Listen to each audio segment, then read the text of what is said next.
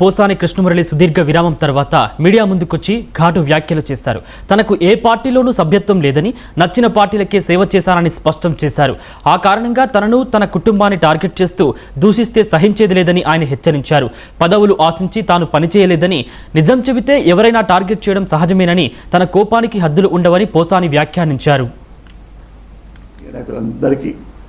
నేను నమస్కారం చెబుతూ ఇన్ని సంవత్సరాల పాటు నన్ను ఆదరించారు. ఇక్కడి నుంచి ఈ రోజు నుంచి నేను చనిపోయేదాకా నా బిడ్డల కోసం, నా కుటుంబం కోసమే నేను బతుకుతా. ఏ రాజకీయాల గురించి నేను మాట్లాడను. ఏ ఒక్క రాజకీయాల గురించి కూడా మాట్లాడను. రాజకీయ నాయకులందరికీ నేను నమస్కారం చెబుతూ ఇన్ని సంవత్సరాల పాటు నన్ను ఆదరించారు. ఇక్కడి నుంచి ఈ రోజు నుంచి నేను చనిపోయేదాకా నా బిడ్డల కోసం, నా కుటుంబం కోసమే నేను బతుకుతా. ఏ రాజకీయాల గురించి నేను మాట్లాడను. ఏ ఒక్క రాజకీయాల గురించి కూడా మాట్లాడను.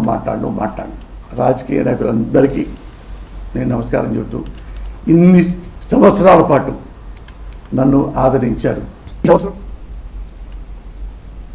కరీంనగర్లోని హుజరాబాద్లో ఉద్రిక్తత నెలకొంది. బీఆర్ఎస్ ఎమ్మెల్యే పాడి కౌశిక్ రెడ్డి క్యాంప్ ఆఫీస్ మీద బీజేపీ నేతలు దాడికి యత్నించారు. దీంతో సంఘటనా స్థలానికి చేరుకున్న పోలీసులు బీజేపీ శ్రేణులను అడ్డుకుని అదుపులోకి తీసుకున్నారు. బీఆర్ఎస్ శ్రేణులను ఎమ్మెల్యే క్యాంపు కార్యాలయంలో నిర్బంధించారు. ఈ క్రమంలో ఇరు పార్టీల కార్యకర్తలు